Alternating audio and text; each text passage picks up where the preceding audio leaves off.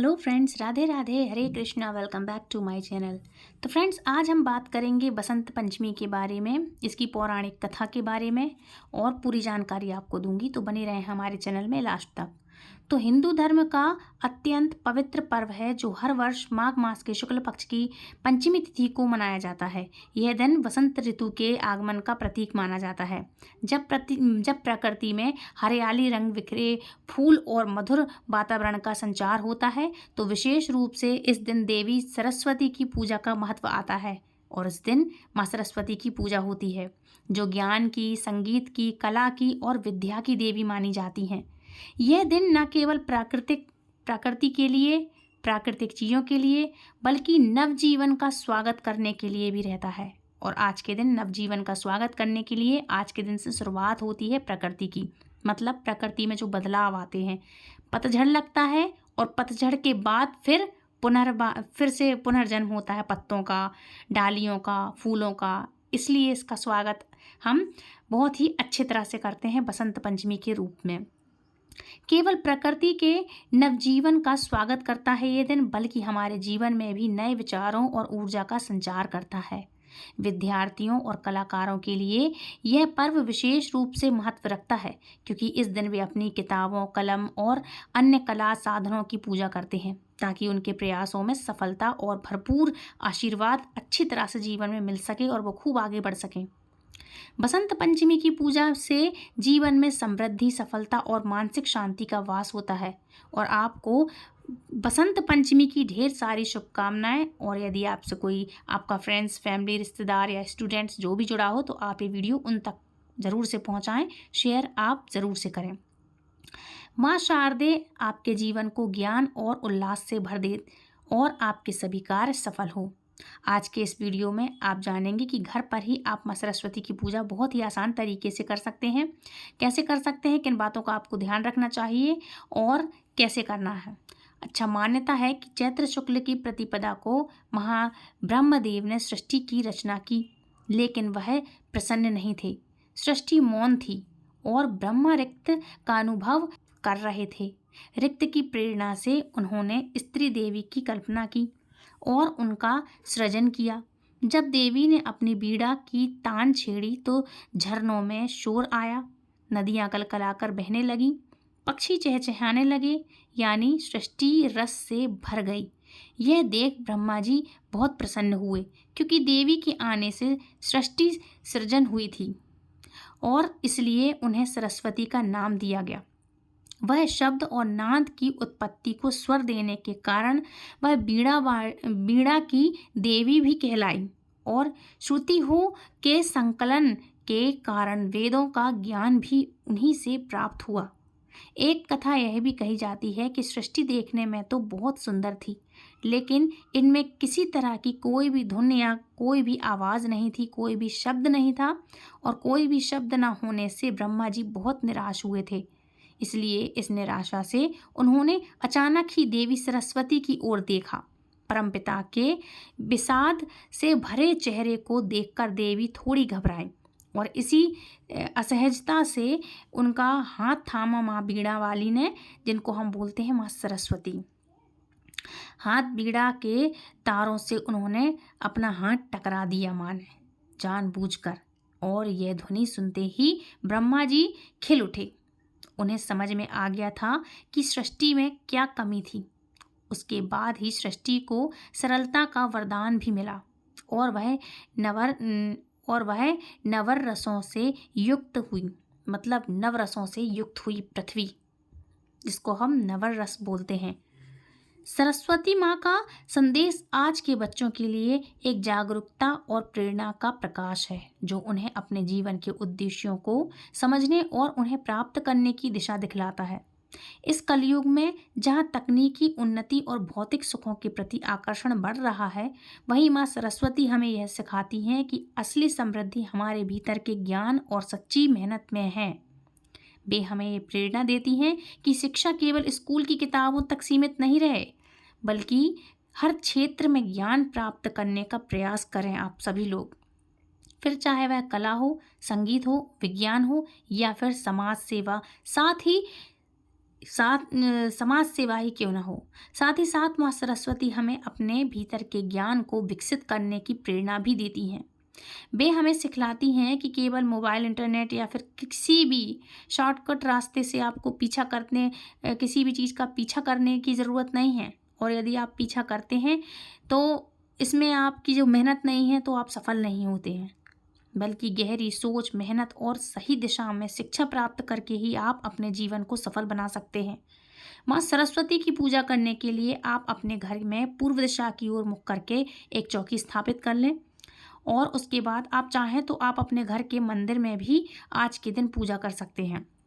जहाँ पर आपके पास माँ सरस्वती की कोई भी प्रतिमा या तस्वीर पोस्ट हो, या फिर कोई भी तस्वीर हो, प्रतिमा हो या छोटी सी मूर्ति हो, तो आप वो भी चाहें तो लगा सकते हैं या रख सकते हैं।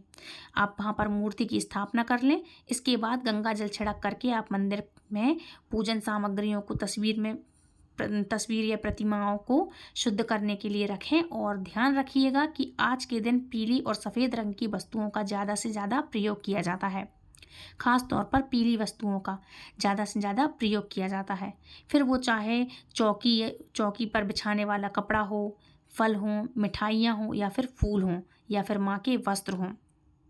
माँ सरस्वती का श्रृंगार करने के लिए पुष्प, आभूषण या फिर वस्त्र हों। इसके अलावा भोग में पीले रंग की फल या मिठाई का प्रयोग भी किया जाता है, जो कि आप ज़्यादा से ज़्यादा पीले रंग का ही करें। दान में भी पीली वस्तुओं का आपको आज के दिन दान करना चाहिए। माँ शारदे की कृपा सहजता ही प्राप्त हो जाती है आपको ऐसा करने से। अच्छा, मूर्ति या तस्वीर की स्थापना करने के बाद अब आप एक दीपक जलाकर रखें। दीपक के नीचे पुष्प या फिर अक्षत का जो भी है आसन लगाएं। जरूर से माँ को आसन प्रदान करना चाहिए, अक्षत का।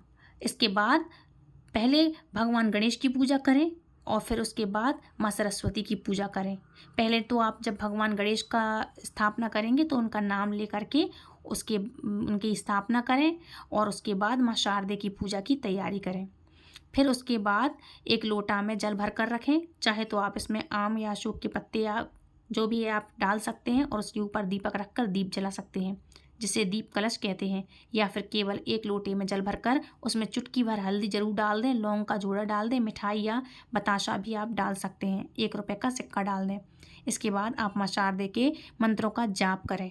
मंत्र कौन सा है माँ का? तो मंत्र है माँ सरस्वती माँ का, ओम सरस्वती नमः माँ शारदे। ये उनकी माँ की वंदना है। कौन सी वंदना है? ओम सरस्वती नमः माँ शारदे की वंदना करें। वंदना इस प्रकार है, कैसे? कुंदेन्दु तुषार हाथ धवलाय भ्रम वस्त्रा वृंदाय बीड़ा व दंड मंडित कराय देवी श्वेत पद्मासनम ब्रह्म चैतन्य जाट पद्म। अगर इस तरह से अगर संस्कृत में श्लोक पढ़ना संभव ना हो तो इस प्रकार आप हिंदी में भी अर्थ कर सकते हैं। हिंदी में आप कैसा बोलेंगे? तो हिंदी में कैसे बोलना है? जो विद्या की देवी भगवती सरस्वती कुंद के फूल चंद्रमा हिम राशि और मोती के हार की तरह धवल वर्ण की हैं, और जो श्वेत वस्त्र धारण करती हैं, जिनके हाथ में बीड़ा दंड शोभायमान है, जिन्होंने श्वेत कमलों पर आसन ग्रहण किया है, तथा ब्रह्मा, विष्णु और शंकर आदि देवताओं द्वारा जो सदा पूजित हैं, वही संपूर्ण जड़ता और ज्ञान को दूर करने वाली माँ सरस्वती हम सबकी रक्षा करें। सरस्वत्यं नमो नित्यं भद्रकाल नमो नमः वेद वेदांत वेदांग विद्यास्थानेभ्यम एव च सरस्वते महाभागे विद्ये कमल लोचने विद्यारूपे